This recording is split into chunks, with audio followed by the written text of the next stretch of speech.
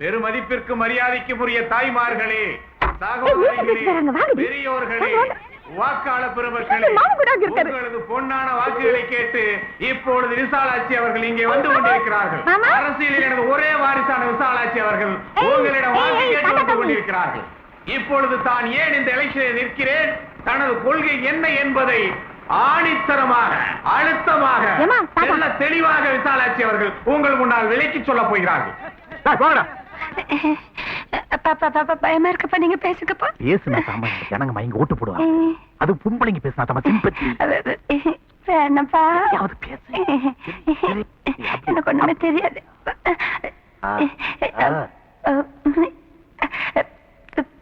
பெரியவர்களே, தாய்மார்களே, வந்து நான் இங்க வந்திருக்கிறது வந்து நீங்க எல்லாரும் எனக்கு அதான் வந்துட்டேல, என்ன கதைன்னு பேசு. அம்மா கிட்ட பண்ணி அடிச்சு போடு. சும்மா என்னப்பா வேணப்பா, இதெல்லாம் சுத்த பேக்கா இருக்க. இல்லம்மா, இவர் தான் என்னம்மா பேக்கம்மா பேக்கா.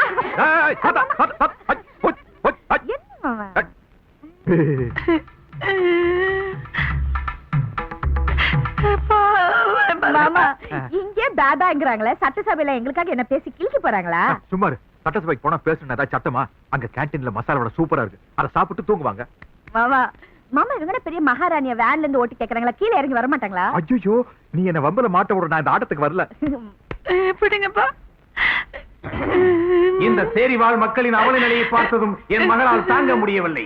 அதனால்தான் கண்ணீர் விட்டு கதறி அழுகின்றார். இப்படிப்பட்ட இரக்கமுள்ள ஒரு பெண்மணியை உங்கள் பிரதிநிதியாக சட்டசபைக்கு அனுப்பினால் உங்களுக்காக அவள் வாதாடுவாள், போராடுவாள். முடியவில்லை என்றால் இப்படி கண்ணீர் விட்டு கதறியாவது இந்த தொகுதிக்கு நல்ல பல திட்டங்களை அவர் வாங்கி உறுதியாக தருவார் என்பதை தெரிவித்துக் கொள்வதில் பெருமிதம் ஆனந்தம் அடைகின்றேன் என்பதை சொல்லிக் கொள்வதன் மூலம் இங்கு நான் உறுதியளிப்பது என்னவென்றால், இந்த தொகுதியாளர் மக்களுக்கு நான் உறுதியளிப்பது என்னவென்றால், ஆகவே நான் உளமாற சொல்வது என்னவென்றால், நான் மயக்க முழுங்க போறீங்களாப்பா?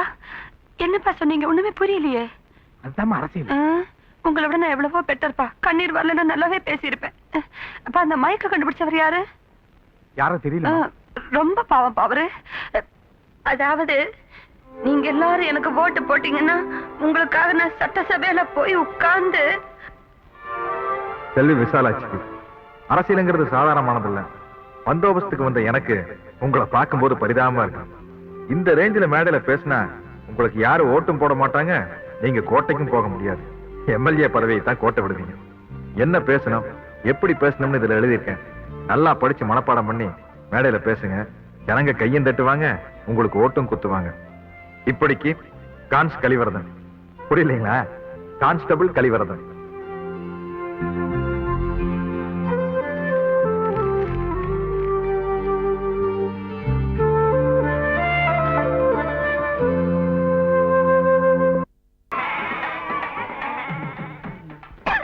ஹாய் தங்கம்.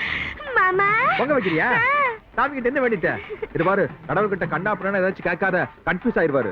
நான் என்ன வேண்டிட்டேன் தெரியுமா? சொல்லுப்பா. எங்களுக்கு சீக்கிரமா கல்யாணம் நடக்கணும். 10 மாசத்துல தான குழந்தை பிறந்துடணும். ஒரு நாள் 2 நாள் கூட முன்ன பண்ண கூடாது. 1-2 நாள் எல்லாம் முடியாது, 10 மாசம் தான். ஐயோ மாமா, நமக்கு எப்ப கல்யாணம்? டேய் டேய் டேய் டேய் கலிவரதா, சொல்றேன்னு தப்பா நினைச்சுக்காடா. உனக்கு அறிவுக்கு சம்பந்தமே கிடையாது.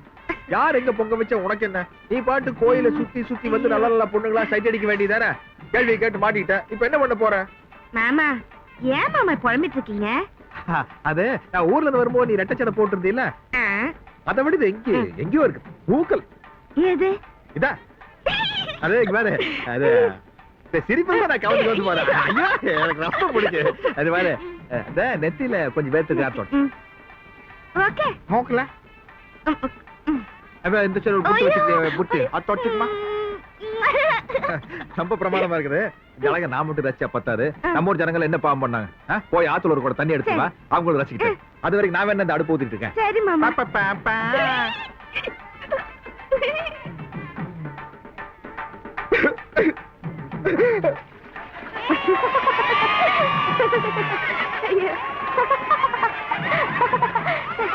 ஏன் சிரிக்கிறாங்க?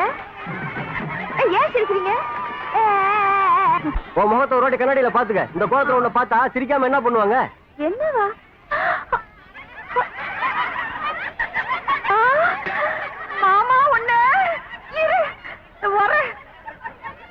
ஏப்பா கழிவறதா, எத்தனை நேரம் தான் நாங்க 2 பேரும் ஆடிட்டு இருக்கிறது?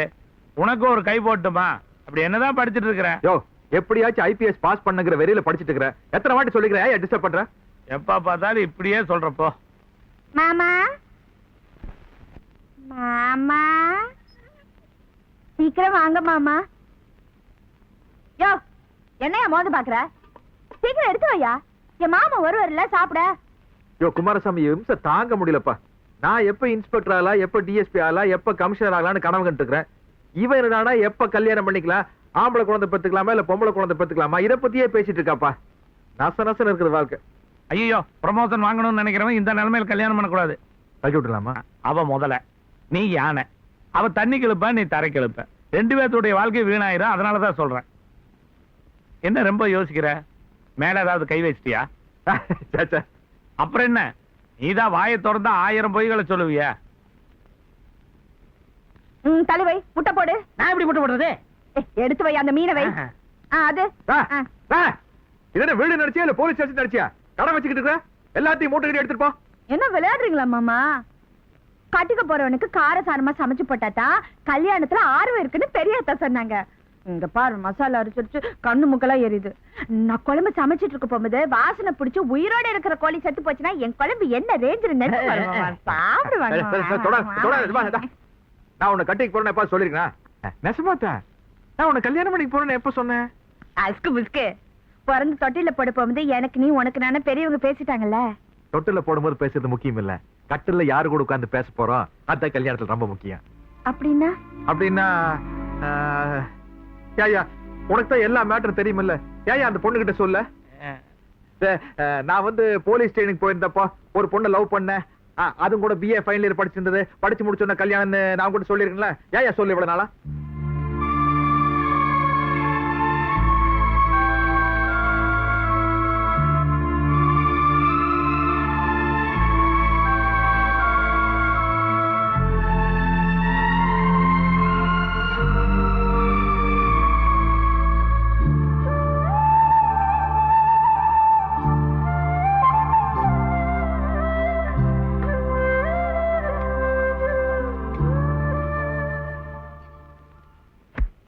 இப்படி பிடிவாதமா பேசிக்கிட்டு இருந்தா எப்படி?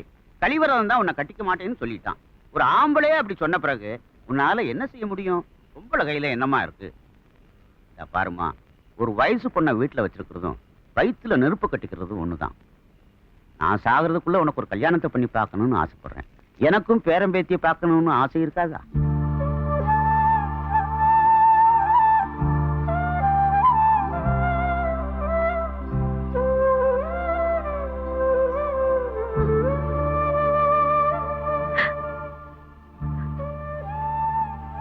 சரிப்பா, உங்க இஷ்டம்.